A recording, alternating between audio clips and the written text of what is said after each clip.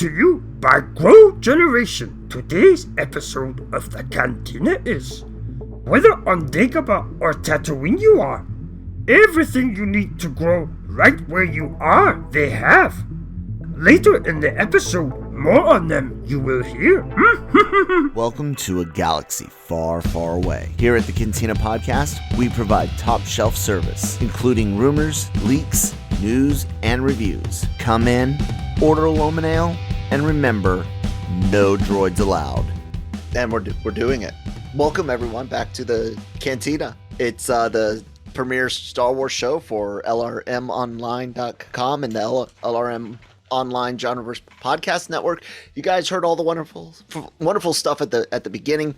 Grow Generation, all that. I am Kyle Malone, joined as usual by Cam Clark. What's up, bud? Nothing much. How are you? I'm doing all right, man. Everyone out there, please take a moment, if you haven't followed us on your favorite podcast app or format, please do that. Please hit that subscribe button on YouTube. Leave some comments, thumbs up and down towards the end about what we had to discuss. And so social media information down below. All the housekeeping's done, and man, we got a big week because a lot of things happened over the weekend, and then some more things happened early in the week, and then we got this Disney Plus Day tomorrow, which is a huge freaking deal, right? Yep, absolutely. We talked a bit about Disney Plus Day last week, a little bit about what we might be able to expect, and most of that's pretty much they expected sizzle reels for what was it, Mando 3, Andor 3, and then possibly a teaser trailer for Obi-Wan Kenobi. Yep, and the Bad Batch, and the season Bad 2 Batch as well. That's what the rumor originally started by Star Wars News Net was, and then since then we've heard similar through our sources, and so has BSL has been hearing similar stuff also. So, and I believe probably Jordan Mason as well, though I can't remember exactly. So everybody's kind of hearing the same things. That doesn't always mean that everyone will be absolutely right. One of the things that you always have to remember, because we've been there before, is that absolutely at any point, these things can be changed right up until somebody says press go. So let's just wait and see. But that is what is expected to drop, hopefully. Yeah. So with that being said, tomorrow the Cantina will be doing a live stream coverage of the Disney Plus Day. I expect us to go live a little bit before we're expecting Marvel stuff, and Christine and I will briefly touch on some of the early morning announcements from like Disney Animation and Pixar and whatnot, and then we'll be online, and others including Cam and some might hop on and off throughout the day. And then later on in the afternoon around 4 p.m. Eastern time, we expect to start a live stream of the Cantina for you guys, where we will be breaking down everything that we saw related to Star Wars. Just to be clear, we're expecting the rumor is that the Star Wars content will just drop on social media throughout the day. So there's no specific time slot that we know that certain things will have appeared. Yep. I think my video's frozen. It did freeze for a second, but that's all right, because I'll keep talking while you mess with that. There you go. So yeah, everyone, the best way to we'll have them on Facebook as well, but the YouTube channel, LRM's YouTube channel, is probably the absolute best way to watch that live stream, and we hope you take a moment to subscribe to us and check that out, because hey, we're almost at 5,000 subscribers, and that's pretty cool if you ask me. So Cam, there's a book and comics series out there that's not the world's most popular in Star Wars, like It's just not. I mean, the people that like it, love it, but there's not a whole lot of readership for it, and that series is the High Republic. It's although High Republic fans argue, and we've been here before, that each book hits the bestseller list and all that, but how many thousands of copies compared with a branded thing like Star Wars to not hit the bestseller list the way it works. I mean, if you're a first-time author and you hit the bestseller list, well done, but for a massive brand like Star Wars, it's not that unexpected. No. Hell, so there's lots of bad EU books that made the best sellers list. I think at this point I'm going to have to catch up. Now that I've got time to do so, I think I'm going to go on a High Republic read through and just try and catch up on everything, the good and the bad, and make my own judgments on it. Via Wikipedia?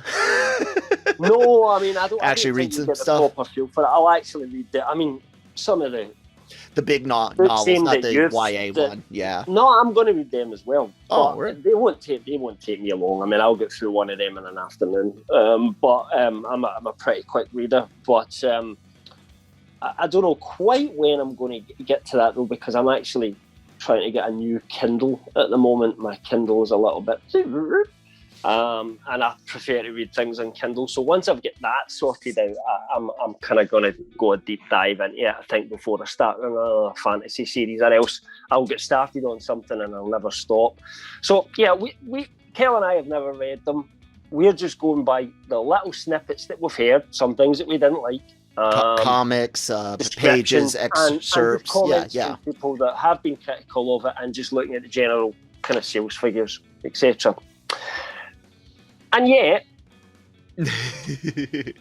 as far as we're concerned, and our own rumour goes, we could well be getting a High Republic movie coming out very, very soon. 23. I think we probably need to talk, since we last broadcast last Friday. This is when this is all kind of kicked off, so I'll kind of try and talk people through the initial process. This all started initially with BSL Big Screen Leaks. So BSL gave us a heads up this was coming, by the way, because we do talk to these guys behind the scenes to try and iron out and see if we can kind of coordinate and see what have you heard, what have we heard, and try and get answers to things. So this is kind of where this all started. As BSL contacted us, we covered that story. An unnamed Star Wars movie was to shoot later that year. Next year, I should say, sorry. At that time, we had no idea what that was. The only thing that BSL said initially was it was not Rogue Squadron, it was not Kevin Feige's movie, and it was not Taika Waititi's movie. So it was something we didn't know about at all. Okay. At that time, we had both heard there might be some potential delays coming to Rogue Squadron, but we didn't really cover it at that point. It was a couple of days later where that started to come out. Before it was official. Yeah. And almost as soon as our rumours began about delays to Rogue Squadron, which we'd all heard, but we were talking about this and saying, will it get delayed, or will they still try? We still didn't know it was going to get delayed at that point. We just heard there was some issues, which we can maybe speak a little bit more about as we go through this. Then we found out Rogue Squadron was actually cancelled. Not cancelled, sorry. Delayed. Delayed. Officially delayed. Officially delayed because it came from THR, and there was the other one that was enough in it. It's definitely delayed at the moment, and that then started to match up with the information that we were hearing as well.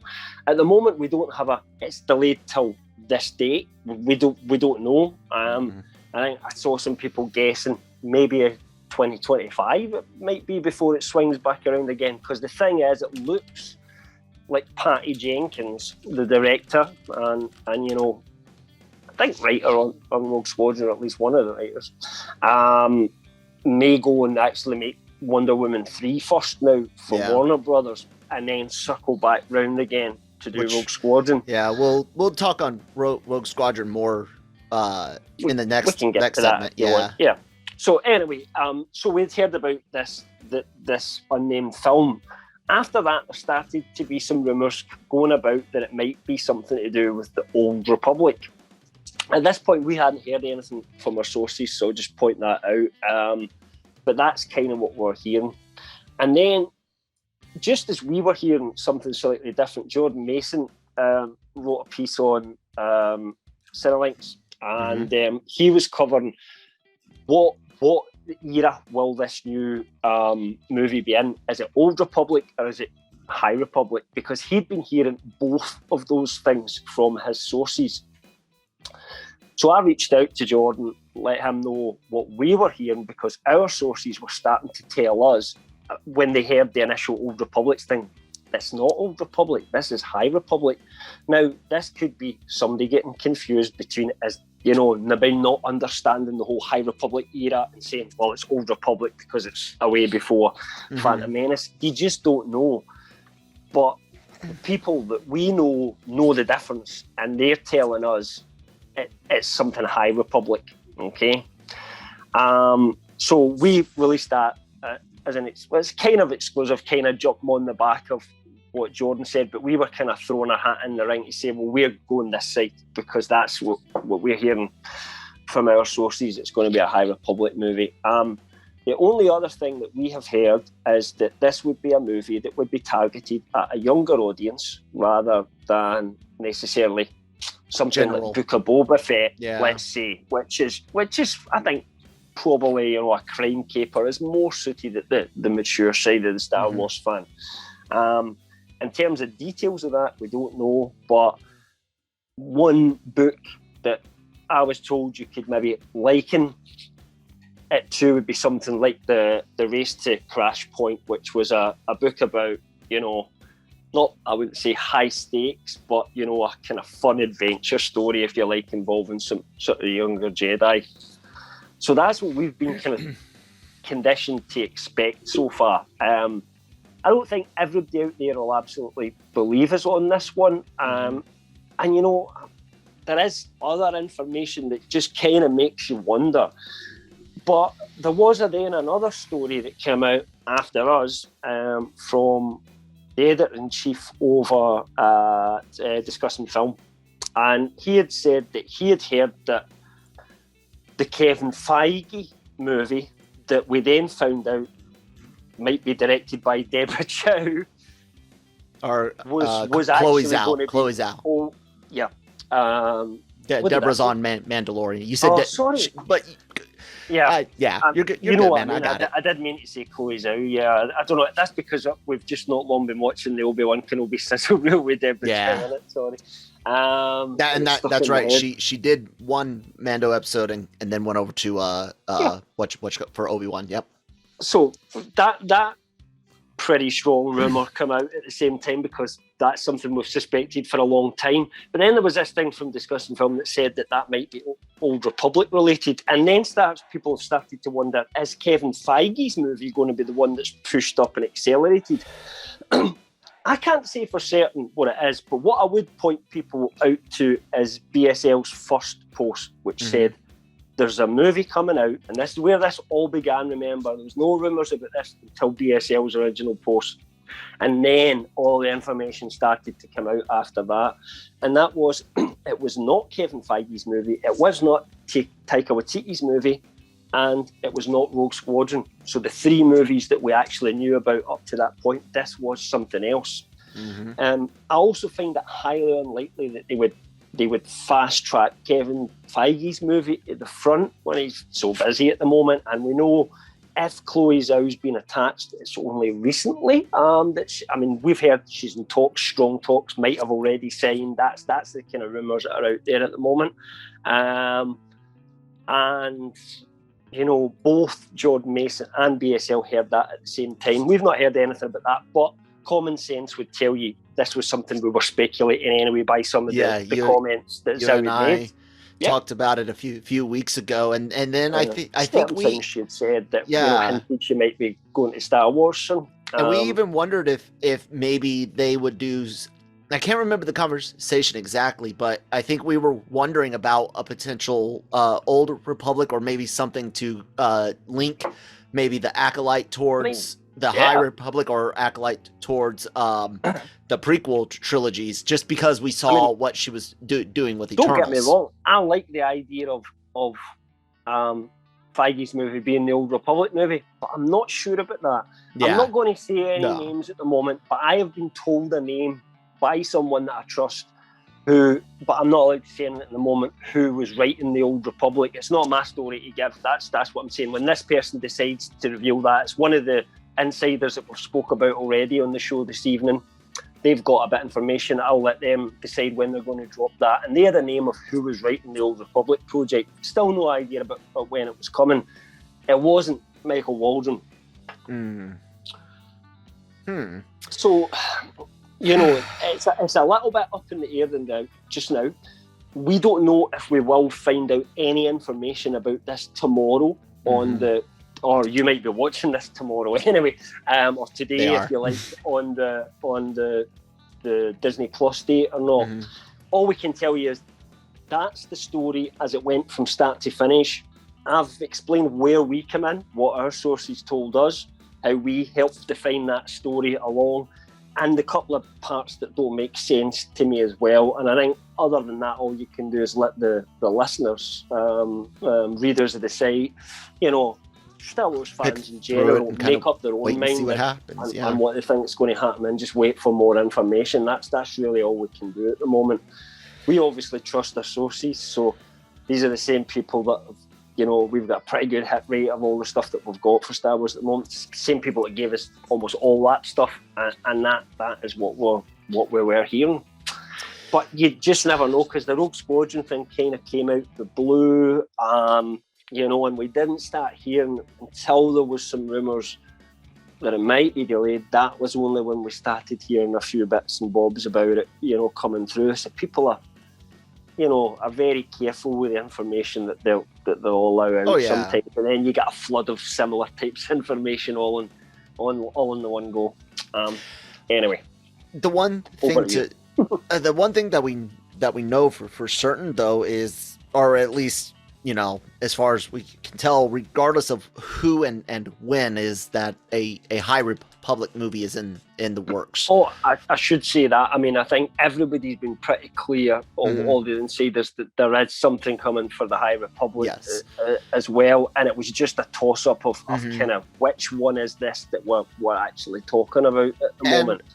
You and I had, you, Mike, and I, Shockey, have talked about we think, and there's nothing that we know, it's just kind of inference and guessing, that the Coder remake will soft canonize the game, and that we thought there's potential that they would be doing potential retcons in the game, right? What they're doing, and then could lead towards movies or shows and stuff like that. So the Old Republic is as beloved as it is, and the fact that it'll deal with Jedi and Sith, that's a general audience movie. But you and I have talked about how important it is that the next movie to hit theaters with the name Star Wars in it has to be a knockout. Like, it's got to be good. After The Last Jedi divided everyone, and Rise of Skywalker disappointed everyone, fans of The Last Jedi and people that didn't like The Last Jedi felt, either disappointed or let out. You and I have just been like, the shows are great, but Star Wars is a big screen thing, and what if the next movie isn't good? And now we're getting this word that it might, the next movie is potentially the High Republic. But even if it's not, man, do you remember when the Clone Wars movie came out? That cartoon piece of shit. Yeah. Who went and saw it? No one. Well, I mean, that was a bad advertisement for what the Clone Wars was right away. It was. If that's the first episode of the Clone Wars series, it's the worst episode of them all. I hated that film, and it actually stopped me from watching the Clone Wars for a long time. It wasn't until people kept saying, I know this is actually really Season good. 3, 4, 5 and shit. Forced me to kind of come back into it, and realised that yes, eventually this actually did get dark in some places and interesting, and actually, you know, I liked Ahsoka, because the first thing I thought was, that's stupid. I reckon having an apprentice, that's stupid. Well, look where we are now. But at the time, it just seemed to make no sense at all that this would have all happened in between Attack of the Clones and Revenge of the Sith. And not only that, but it wasn't aimed at you and I. It was meant to bring in kids from the get go. Just how we're hearing that this is going to be aimed at a younger audience. It did bring in kids. Did it? But not enough. And none of us took our kids to see it. I'm not saying whether or not you did, but I'm saying not enough. Still came across it. Maybe not right away. They went and seen it, but kids it made no money. Kids started to get really into the Clone Wars. The Clone Wars became really popular. For the show, not the movie. That's what I'm getting at. Office, just the movie. No, that's all I'm saying. So that's my point. But it doesn't have to, because it's much cheaper to make. It doesn't. If they do a live action High Republic, and right now we don't know if it's going to be live action or animated. I'm assuming live action, but I don't know. I think animated would be an even bigger mistake to do big screen. There's been no mention that nothing. many of our sources of animated. Nope. So I mean, I've got exactly live action here. So that being said, regardless, if we're, because here's the thing, 8-year-olds and below have very short attention spans. I know that. I've got one. You have a couple kids to make it through those ages. I mean, I'm not sure if I necessarily agree with that with all kids, but yes, some kids it's like that. Yeah. Right. So what I'm getting at is that while a kid might see an advertisement for a High Republic movie, they're not necessarily going to be cognizant of hounding mom and dad to take them to go see it. They could easily be distracted via other things. What I'm getting at is how many parents how many Star Wars parents, let alone how many non-Star Wars parents that got kids into Star Wars, but they themselves aren't. How many of them are actually going to go to the theaters to take them? And that's if it's in theaters, because God, I know everything seems like it, but if they want this to be a step towards a High Republic franchise of content, like screen content, it should probably be tested on Disney Plus first to see what the appetite is to consume movie, show, anime, any of that. It's dangerous, Cam. I don't see the audience. Even if you take all of the people that actually bought the books and read it, and every single one of them goes to the theater, that's still not enough. No, I mean, I do get your point, and I do, in general, agree with you as well. I mean, I don't necessarily, if I was in charge just now, I mean, I just can't see the logic behind what feels to me. We're hearing it's something that's been in the works for a while, but what feels to me is this kind of semi-rushed something that's aimed more at kids. Now, what I should point out is there is a section of the fan base, since our initial story about the High Republic, I'd said you and I had some concerns about it, and there was quite a few people that I read about then had a go at you and I for being negative Nancy's, basically. A few, like what, 3, 5? I mean, yeah. I mean, literally, that's all it is at the moment. But well, probably, I don't know. Maybe there's a little bit more. I don't know. But you know, that we were being too negative, and actually, a High Republic film aimed at younger audiences sounded like a really fun, light idea. I mean, maybe these are people that are of a different generation from us to begin with, Kyle. I mean, for all we know, that younger audience that, you know, don't look things the way we do. We're very much old school Star Wars fans, so it's hard for us to. But is there enough? Auto care about everything. You know, is there enough? Can't just say, "Oh, it's Star Wars, I must like it." I mean, if I feel a concern, I'll have a concern. You and I will both hope whatever they come up with is good. You can get good movies aimed at younger people. However, my thoughts on targeting something at younger people is the best ones don't tell you they're targeted out for younger people. They just are. Yeah. They just are, right? And we can enjoy it. To be fair, we have to take some blame on that because it's us that's saying that's what our sources said. Maybe they've oversold that to us in the way that they're talking about it, but, you know, it's a strange thing to say. We've never heard anything like that. Oh, this is aimed at a younger audience from our sources on any other content they've ever given us before.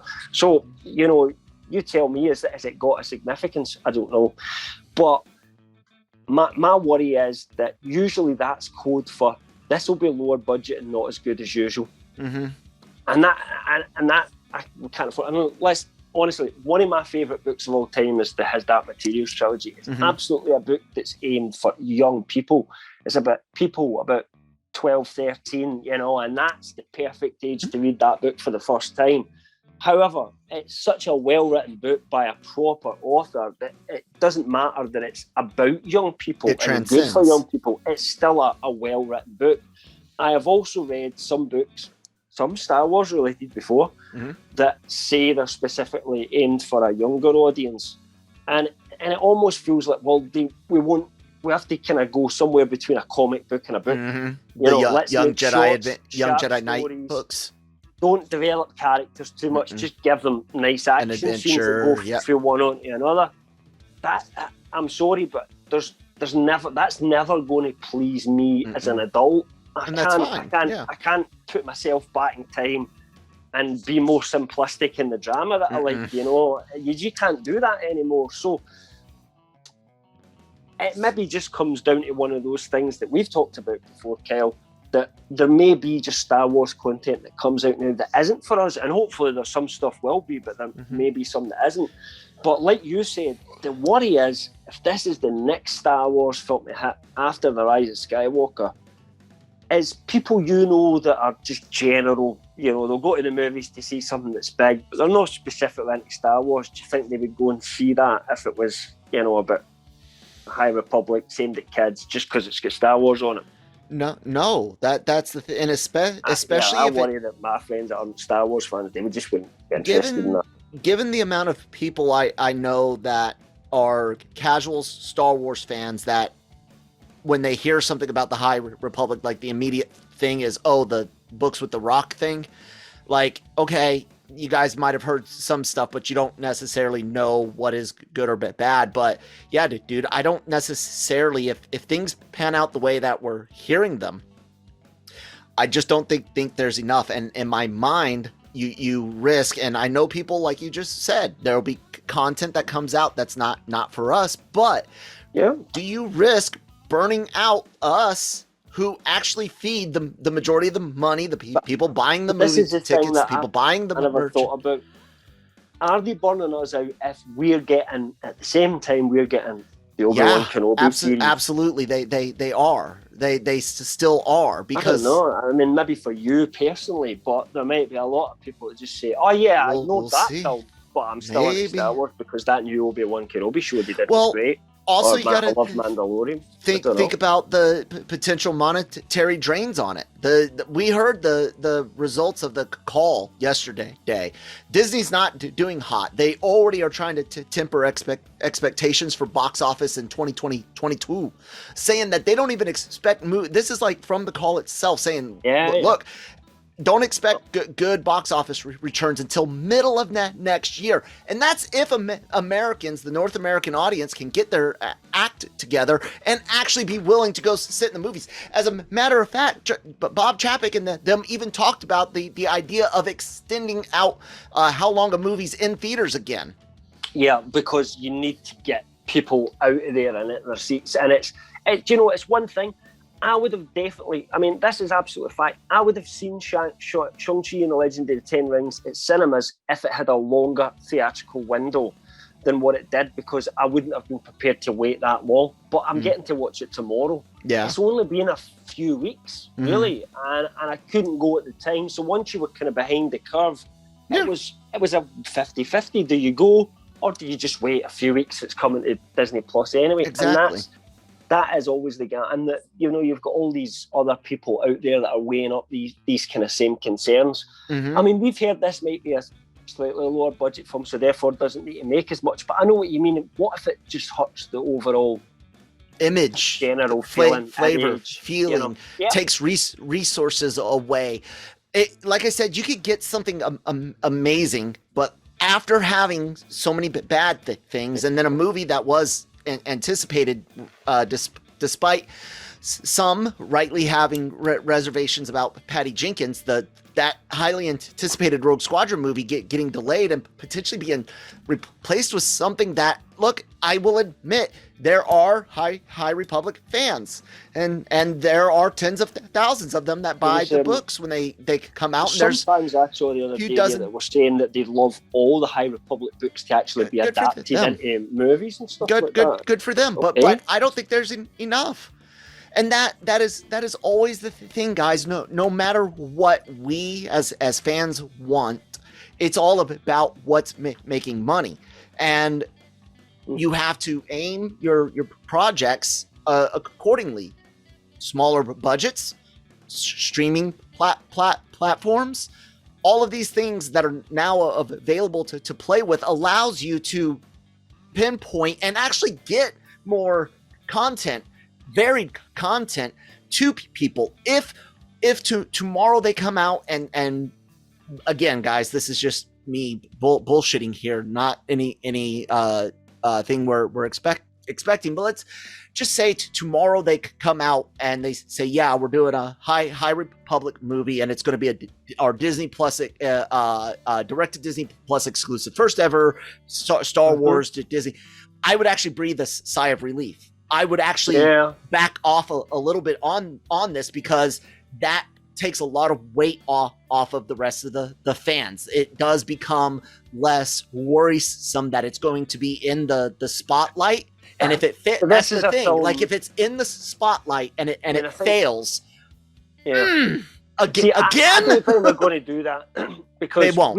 They won't. We've heard that the Disney investors want that box office money, and that's what Bob Chapek and I don't think it's going to make to them on that conference call. That like we're not going to get this money, this box office money that you want until.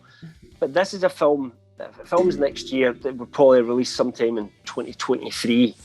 By that time, I'm betting the Disney investors will be thinking, "Don't put this on Disney Plus. We want it in theaters," and I think there'll be a pressure to do that. Probably. I mean, it's possible this could have even been something that was originally designed as a Disney Plus film, and there's been a change to push it out to theaters instead because of investor pressure. And ultimately, Disney are there to satisfy their shareholders. That's their job. Tell you what, guys, Americans aren't going because they're willing to wait. Whether they're willing to wait because it's going to be on streaming really fast, or they're willing to wait because they just don't care to see it. Like it's not interesting to them. But I'm telling you guys, there's a massive, there's a massive issue here in the North American market. I can't speak for. It's not just North American, because in my country, people are not going to cinemas as much as they were before. It's even movies they're excited about, if they can watch it at home. They will. And piracy, especially for the day and date releases, is through the roof, guys. I don't condone piracy. Don't break the laws. But I've been told, for example, that you can get a perfect copy of Eternals right now. If you I go don't know, looking because at it's not on any streaming services, so I don't know if you could. But Shang-Chi, Black Widow, you could. Black Widow had a full Blu-ray. I saw the screenshots from it. Yeah, Black Widow was out. Suicide Squad. That's the one that you can get a perfect copy of now. Sorry, it was June, because it's on streaming in America, but it's not on streaming in the UK or anything. Yeah, so you can't June, watch you that can get a at home perfect in the copy. UK. Yeah. You have to go to the theatre, and therefore that's been a film that I've got some of my friends to go out to theatres for the first time in a while. But there are some that I've heard saying, still don't. "Oh, why should I?" Because you can get a perfect copy on the internet. I watched it last night. Things like that. Some people just have got these chipped, let's be honest, chipped boxes that give them free everything. They exist. You know. And I've always said, kind of if you don't pay for these things, they don't get money. They don't make any more. So exactly. You've always said that's the same point. That's the whole thing. I'm never. I know when I wrote my big, China influence on the market piece, a lot of people were like, "Well, I'm not going to pay for something I don't want to watch." I'm not telling you to. I'm telling you to actually pay for the shit that you do want to watch, the shit that you do like. If you love something, goddamn, support it. And whether that means buying an actual Blu-ray, physical media, or buying a goddamn movie ticket, a fucking t-shirt, to buy something to support the things that you like. Subscribing to Disney Plus properly rather than using sharing your parents all the stuff, because it's out there, and people will do that. But at the end of the day, it's quite hard to get people to separate with their money, Kyle. As you well know, this is the capitalist world we live in.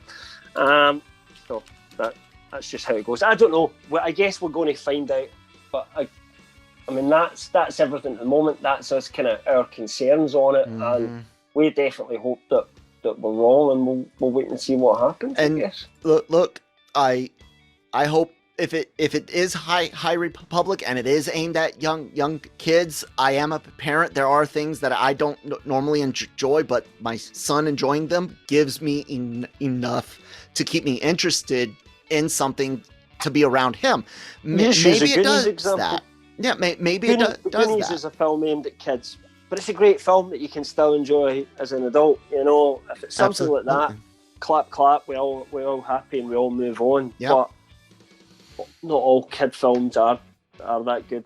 Yeah. I'll tell you what is good, though, is transitions over to our sponsors, Grow Generation, where the pros go to grow. Guys, take it away. Grow Generation, where the pros go to grow. Grow Generation offers the best deals and discounts on the best grow products on the market. Grow Generation serves customers across the nation and carries a wide inventory of renowned cultivation brands. Go to www.growgeneration.com, where the pros go to grow. All right, guys. Thank you so much for sponsoring the episode where the pros go to grow. GrowGeneration.com. Please do check them out. So we mentioned Rogue Squadron earlier, and we kind of got to back up to it again because it's a big deal. The delay that was rumored at first before THR took it, and again all but confirms, all but official.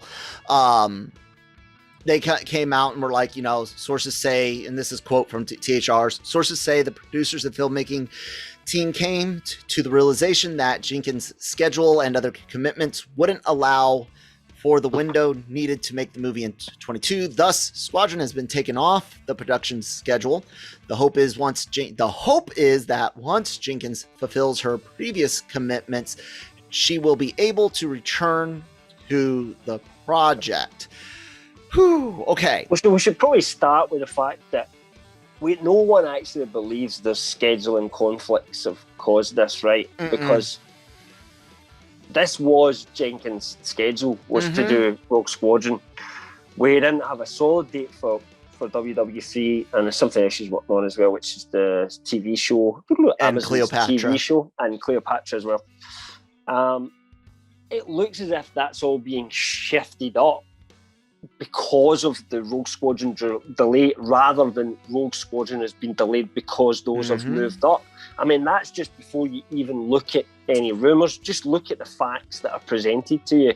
And I'm not the only one that's noticed that. There's a few other people have come and said, wait a minute, Leaks has got I got their tweet sense. on screen right now. Yeah. Right, okay.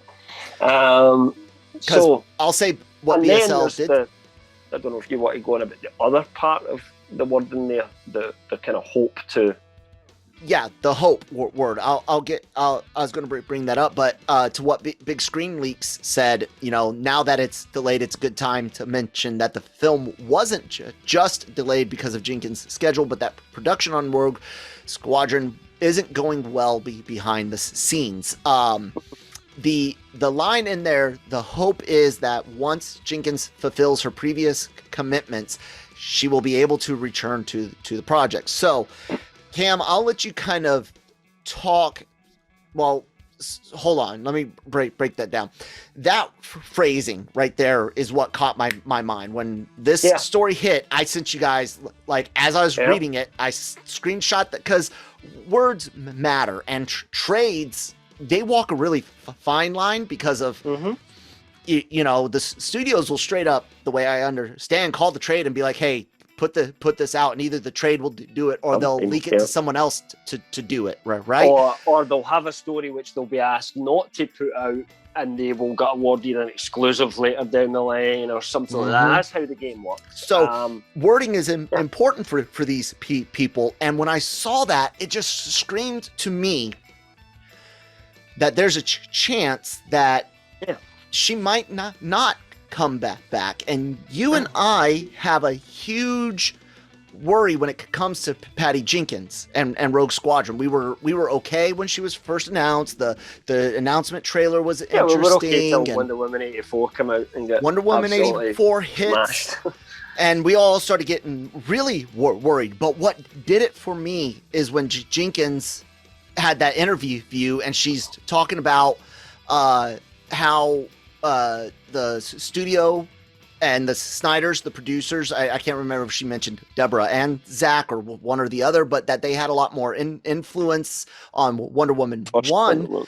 And then she goes on to talk about all the freedom, the choices, the writing, the editing, the two long ass openings for Wonder Woman 84. It's her baby, her choices, her creativity from start to finish. But by her own goddamn words, it scared the fuck out of me, man. It literally made me like get her off the project. Wonder Woman 84 was such a god awful mess. Get her off the goddamn project, or tell me she's on a leash. Tell me there's a producer that's got her reined in like you guys did for Wonder Woman 1. It scared the fuck out of me, man. I mean, we don't know, but you know, you're a bit more reactionary to stuff like that than I am, I suppose. You know, you get a bit more angry quicker than I do. You know, I'll get angry. I blame the head injury and the combat. I blame the combat. But I'm more willing to go, you know, well, let's wait and see. We don't control, you know, who gets chosen to do what. But yeah, that's scary. You know, there is some issues with whether she would make a good movie, and I hope she will.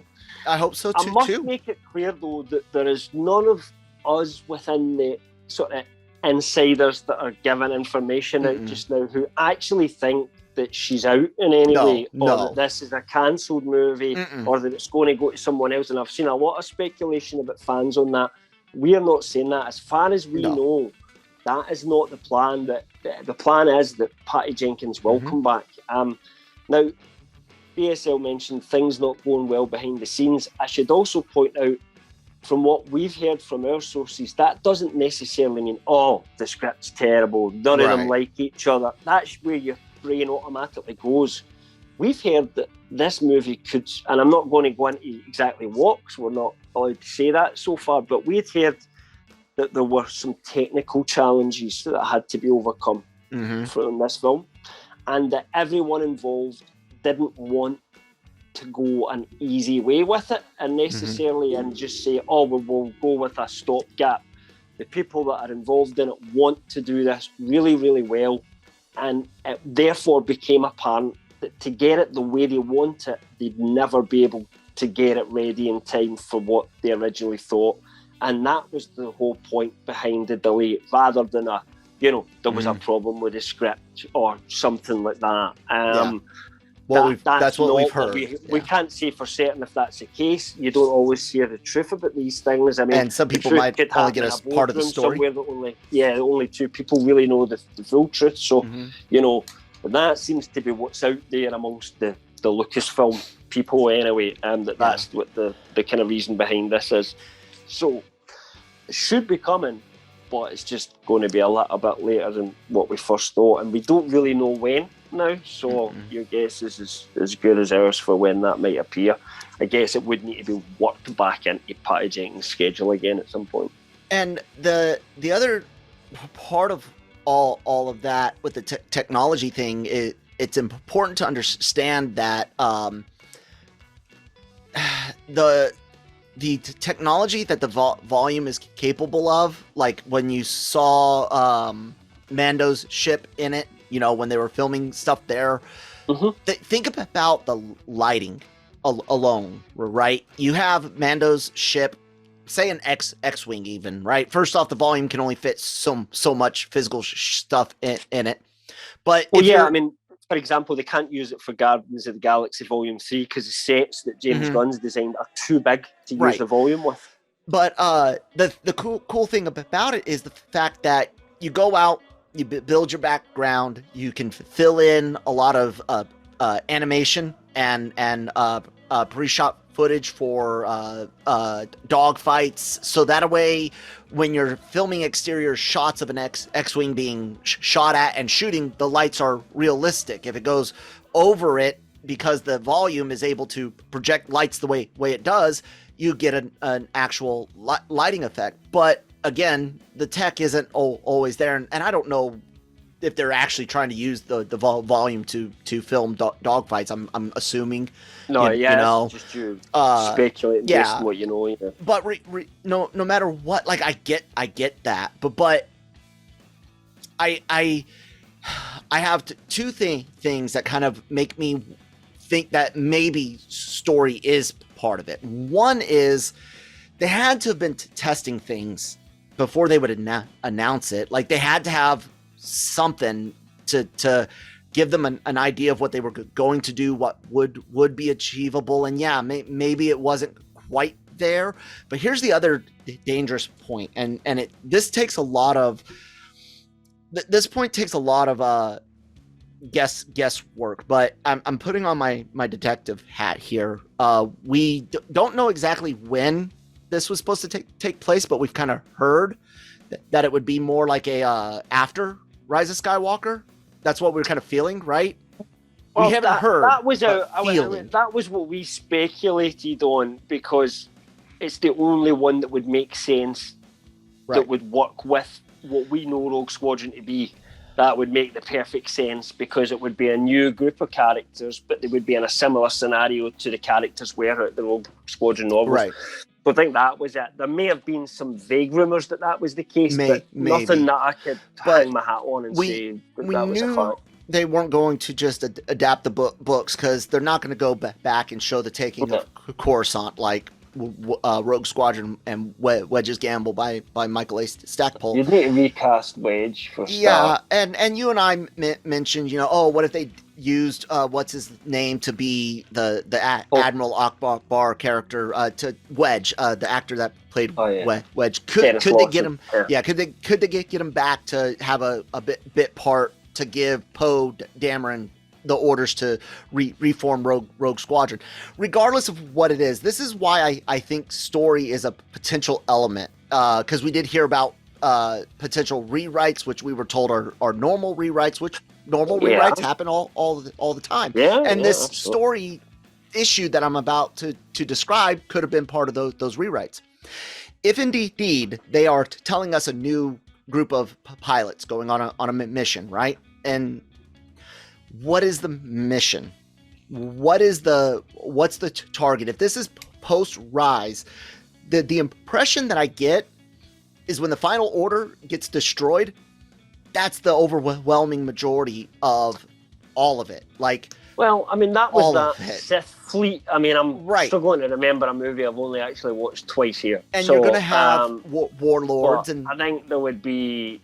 The First Order had pretty much taken over at that point, and there wasn't much resistance left, because it was all the civilian fleet that turned up. Remember, at the end, it wasn't warships. But the thing is that the First Order, the way I understand it from all the supplemental material, because Disney didn't give us a fucking story in the goddamn fucking movies, is that the First Order wasn't necessarily super massive. The Sith Final Order, whatever it is, but the First Order just didn't have anyone to stand up against them, and then they were able to wipe out the Republic so quickly with Star Killer base. Between the end of The Force Awakens and the start of The Rise of Skywalker, which is only about a couple of months, the First Order seems to be in complete control again.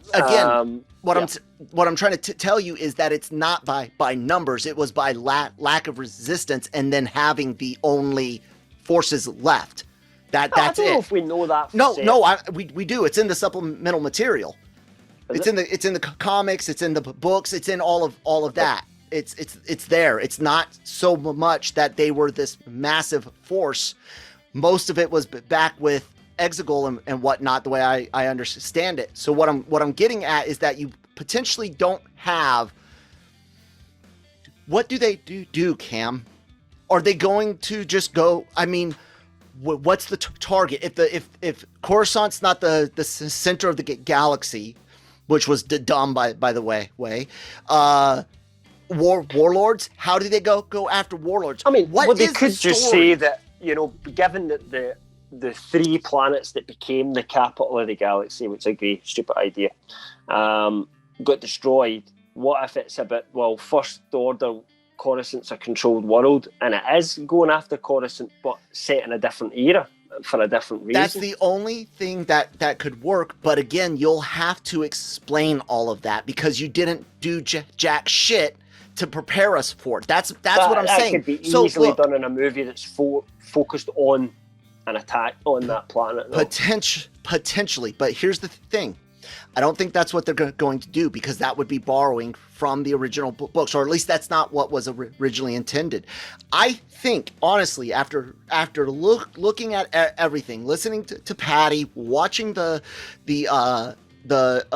opening trailer, everything that we've seen and heard, I honestly believe we were going to get fucking flight school. It was not going to be reforming Rogue Squadron out of a bunch of veteran pilots training together to go out. We were going to see a brand new, from scratch, Rogue Squadron. They were going to get attacked at the very end on their first, mission, and that's not Rogue Squadron. That's just your worst fear, though. Tell me what other story is out there. Where? You could do a million stories. But do you really think they're going to do it? You could do it more like Top Gun, where it's you've taken. That's even worse. Wait a minute. But then Top Gun is an elite school for elite pilots. These are all experienced combat vets. You start with Top Gun, and the first thing Tom Cruise does is he's up and he's flying against a MiG. Do you know what I mean? In a proper, I was inverted potential. And it's then about taking the very best people and taking them to the next level. Now, doesn't seem like the greatest movie to me, I must admit. But it's not a young squad of rookie pilots like you're frightened about either, because these would still be cocky people like, and Top Gun was my other fear. And Top Gun in space was my other fear, because again, that's not Rogue Squadron. Yeah, it doesn't feel that fun. I would rather have something that does fly closer to the books myself. I agree. That would be Poe Dameron's show, or something. If you wanted to do Top Gun, it has to be about one person, not the fucking squadron. That's what I'm saying. Like, Cam, I know the stories that they could tell. I just don't see them doing that, because again, it requires a little bit more world building in order for it to make sense and flow properly. I think they've realised now that world building is essential. Like, here's something I would say: if they were never planning to do anything, say post the Rise of Skywalker, then I don't think Rogue Squadron would make a lot of sense if you put it in that era. Because if you just see start a potential future conflicts and then that's it, you don't see anything else after that, there's not enough to play with. But if that was a window into there is an after all this, and there is still threats out there, and there is still a fledgling government, and they really went down the EU route, like kind of, but post Skywalker instead of post Jedi, what they did in the EU, they could do that, and they could build a whole franchise of stuff out from that point. Now, you didn't like the sequel trilogy, I didn't like the sequel trilogy. I don't really care that much about the characters, but at the same time, I didn't care that much about Anakin Skywalker, and I'm still excited to see him turning up and Obi-Wan Kenobi, because I believe and I hope that it'll be done better than it was before. And that's the only the stance that you can really have. Whereas I didn't like the sequel trilogies, but if they brought Rey, Finn back, I'd hope they got to do more. I mean, Finn's an easy win, isn't he? if you bring him back because of the way they left things, because he's going to be a Jedi.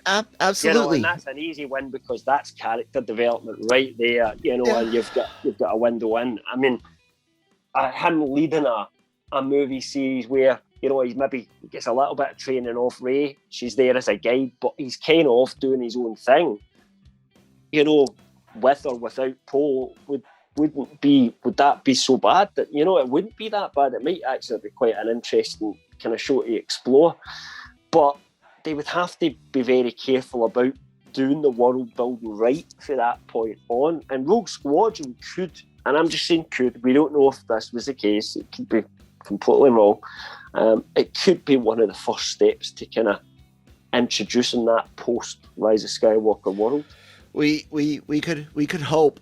We could hope. Like I said, I'm not, dude. I'm not, because what good choices have they made for movies? Like it's frustrating when I can just look at line after line, word after word, and then really just study what they've done. And I know that they're making up for things, and I will.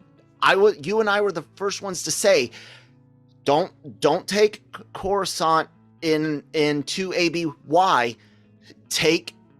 I agree. The best story is to just take Rogue Squadron and Wedge's Gamble, go after the First Order on Coruscant. But like I said, as far as I can understand the material, it doesn't seem likely. More likely it's easy to retcon. But again, that's annoying. You have unreliable narrators in some ways. So you could just easily say that only a certain portion of the First Order's fleet was at that final battle, because none of them, they didn't all follow the Emperor. And you could do some of them stayed back, and you could do a number of things. You could say that it's a warlord, that goes and takes his fleet and takes advantage of Coruscant, whatever. Yeah. Those are things that they could do, and those are things that I hope they more First Order do. People turning up for the unknown regions, which is where they came from before. Right. There was a bigger force than we knew of, But I don't think that was the original plan, and that's why I feel that story elements and the rewrites may have been related to the fact that we were likely to get either flight school or Top Gun in space, both of which are god-awful ideas. You will ever find out, we very rarely get to see it. For something like Star Wars anyway. I mean, Duel of the Fates was a weird one. I mean, someone shared that and they weren't supposed to. Yeah. I suspect it was somebody from within Colin Trevorrow's own camp, because the script, I think they were trying to say this was better than what you just watched. But it's very rare that we get that. I mean, maybe many, many years later, like you can find the original script for The Empire Strikes Back online before Lawrence Kasdan got involved. But you won't find a huge amount of that stuff out there, early versions of stuff, because usually it's shit and people don't want it to be out there. They only want you to know about the one that actually became successful.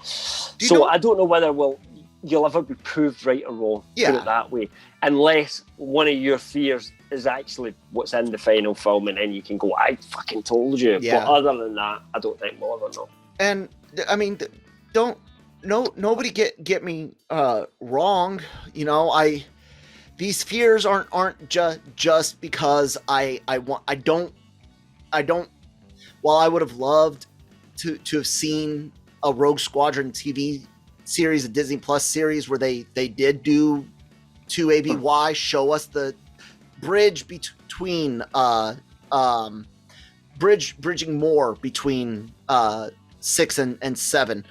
I would have been okay with that. Recast Wedge, that would have been cool at one point. But these days, I'm not even upset that they're not doing that. It's just legitimately outside of the Mandalorian, and there are some issues even there that are getting irksome on some of that stuff. But outside of that, I have no trust, man. We've just been burned and seen too many bad choices, too many bad bad decisions, too many bad stories, so much turnover on directors, so much turnover on writers. It's just, I'm scared. And what you don't know as well is what's Bob Chapek's view on all this, because Bob Iger, who was previously CEO of Disney, was saying, look, we went too fast, too soon. He slowed everything down, and we ended up with a Mandoverse, which was planned out and took its time, and people were happy with it. But what if Bob Chapek's getting a different directive, a different pressure off the investors, get Star Wars movies out now? Do we end up going back to what we are? And I think the danger is, if you look short term at a franchise, then you potentially kill that franchise. Just get the quick money out there. Once your franchise is just a penny franchise, or the Star Wars franchise, no one cares about that anymore. If it ever gets to that stage because the quality isn't good enough, then you've not managed that franchise well. It should be like the Marvel franchise, and right now it still is kind of, it's like Disney's got these two big franchises, Warner Brothers get DC, and they've got Harry Potter, and you can define the biggest franchises that you can keep, the imagined worlds that you can produce stories from at the moment. And the reason Marvel's became so big is because the quality's always been good. DC didn't grow as quick because the quality of the films wasn't as good. The studio interfered too much. And they seem to be changing the way they're doing things now, but the direction wasn't there before. And I think, honestly, you have to look at Star Wars and say it was the same thing, because you can't look at those sequel trilogy movies and call them a franchise success. You can call them a monetary success because every film made a profit. But like we've discussed before, your third movie should not be making less than the second movie in a trilogy, and certainly not in a Star Wars trilogy, going by all the metrics of how these things work. And the fact that it did, and then the next Star Wars film was the first one ever to flop. Solo flopped, it lost money. Now, we know part of that was because they had to remake some of it.